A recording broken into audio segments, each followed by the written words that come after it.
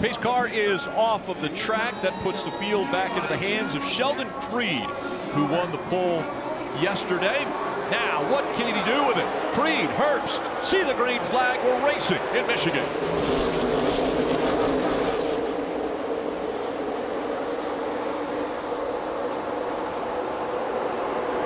Working to get up to speed. And the hole that he vacated, he slid right back in there, but barely. And now here comes Sammy Smith in the 8. And now a little bit of jostling for position taking place. Allgaier going by John Hunter Nemechek. So that was the case right there that John Hunter in that 20 car, he was trying to run behind his teammate Chandler Smith to pick up a draft, to carry more speed. But he was better, but the 7 carried momentum and just jumped on the outside of him.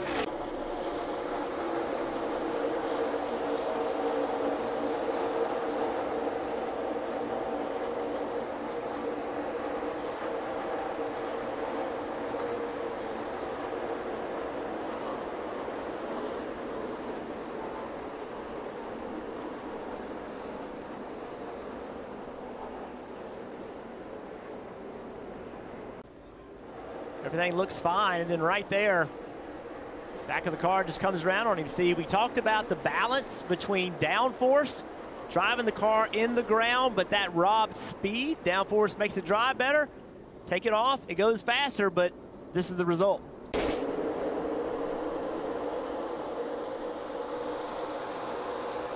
Back up to speed, a very small opening on that high line behind Ryan Sieg, but now a big one as down to the apron. Got a tire down. And look here at the 42. Leland Honeyman tagging the wall there. You know, if you could stay up in front of those next cars, you could settle the stage amongst yourselves. And Steve, with them staying out when that caution came out, you also would not expect. And the 18 of Creed, the leader. Around he goes. Lock it down, lock it down, lock it down. Get her straight here. Get her. They come down pit road on speed. You watch him gain getting into turn 3. Now the 18's up the racetrack a little bit, and now he's pulling the air off the back of the car. That's the second Joe Gibbs Toyota we have seen spin out with no contact. That tells us they qualified fast. There's your pole sitter. Riley Herbst brings it back to green.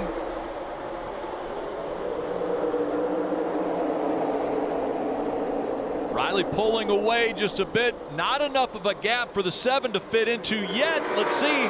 He's getting pushed by the 39 all the way into turn 1. I just don't see any way he's going to make this work. He fought back to the inside. Now for the lead. Ryan Sieg in the 39 makes the move on the 7. Will there be a crossover move? Here comes back to the bottom. The 7 of Allgaier side by side down the backstretch. And look at these two. Now a push by Chandler Smith. Sieg is going to surge ahead. The 9 of Brandon Jones to the inside. But Ryan Sieg has surged ahead. Sieg trying to win the stage. And he'll grab it. Second stage win for Ryan Sieg.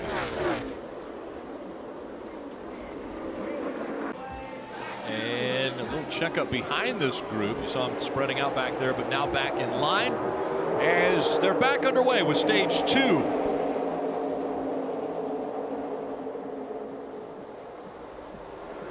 Door to door as they enter turn 1. 3 wide for third.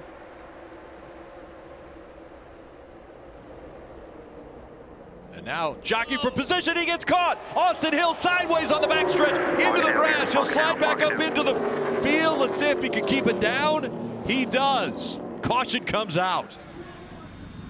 You try to take a run, you try to get momentum. That entire time he was looking to see if he was clear. He ended up making contact with the 88 and around he went. And he's been on and off pit road. It looks like they just changed the tires. I don't think there's a whole lot of damage on this 21. As we see that 7 surging toward the restart zone. Back up through the gears they go. AJ Allmendinger on the inside line. Sieg trying to push Allgaier. And the 98 of Riley Herbst has the 16 just in front of the 7 as they enter one. Here comes the 7. Big momentum as the 39 had gotten to his inside. The 7 now rocketing back by as A.J. Allmendinger trying to make that 16 work once again.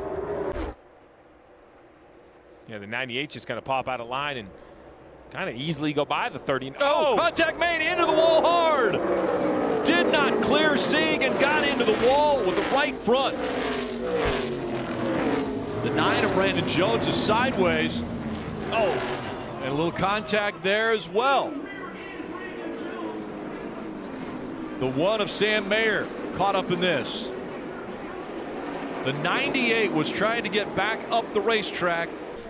And then late, you mentioned the 00. He comes into the picture as well, trying to find the 1. So there's the 9 spinning. All right, there's the 1. He gets in the grass, then into the 9. And then still sliding, still sliding. Oh, man, so frustrated for the 00 to be so late. Back into the restart zone, and John Hunter Nemechek in that 20. Back on the gas first.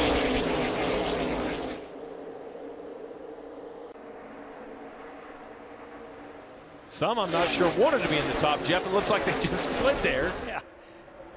Cars aren't as easy to, oh, a little bit of contact in the back there. But the cars don't drive as easily as some guys hope that they would have. But will it come at the right time to actually make a move here off of 4?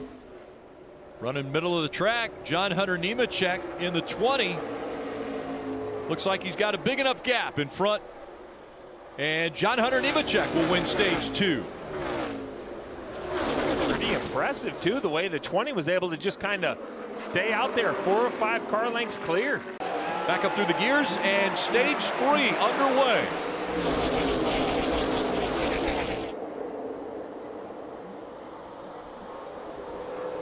John Hunter Nemechek getting a good push right now from Allgaier, is going to clear.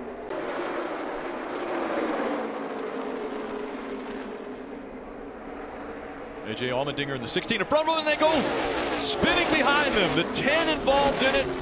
So Daniel Dye. There's the 10 of Daniel Dye sliding down the racetrack now. Lawless the 15, Allen. yep, Lawless Allen. You're leaking fluid, you can just stop.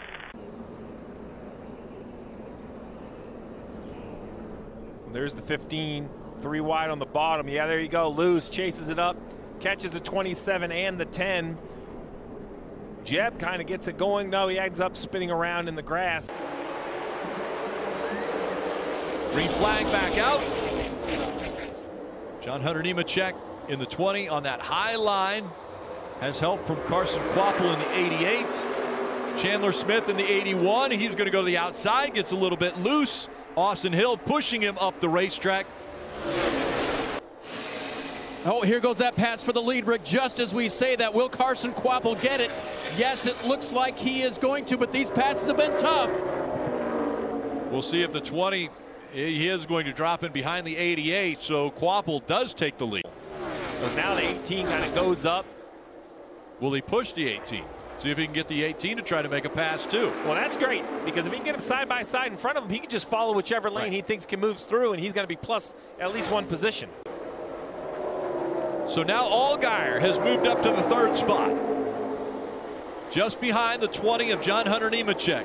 We're expecting Kvapil any lap now to be on his way to pit road because of a fuel issue. And here comes the 7 going by. He'll clear the 20 now. Allgaier in a position. A bunch of traffic, to be quite honest. I mean, we don't think about traffic in a situation like this, but Caution's out. Caution's out in the wall, too. Car in the wall in turn 2. Oh, wow. 91 hard, Kyle Weatherman. And Kyle's trying to climb out of that car quickly. Overtime from Michigan, presented by Credit One Bank.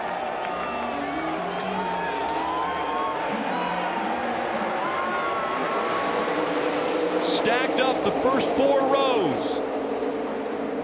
And a very even restart. Now jumping out of line. The 18, but he jumps back in line. That destroyed the energy on the outside. But here comes the 7. Allgaier trying to get by the 8. He stays high and he'll clear him down the backstretch.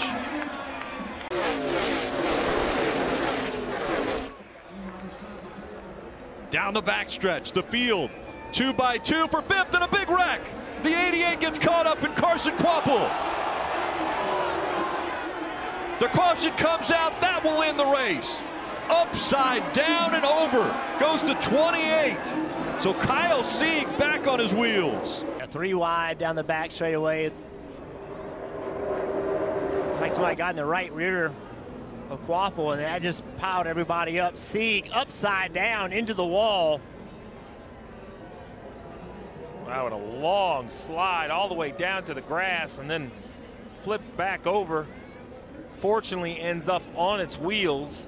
I couldn't tell what started it, some back and forth, but the result, the 28 upside down, NASCAR making the absolute correct decision, instantly putting the yellow out. Such a severe accident, you got to get safety workers out right away to these drivers. I think if the cars kind of would have stayed going, we could have seen that race back to the line, Rick.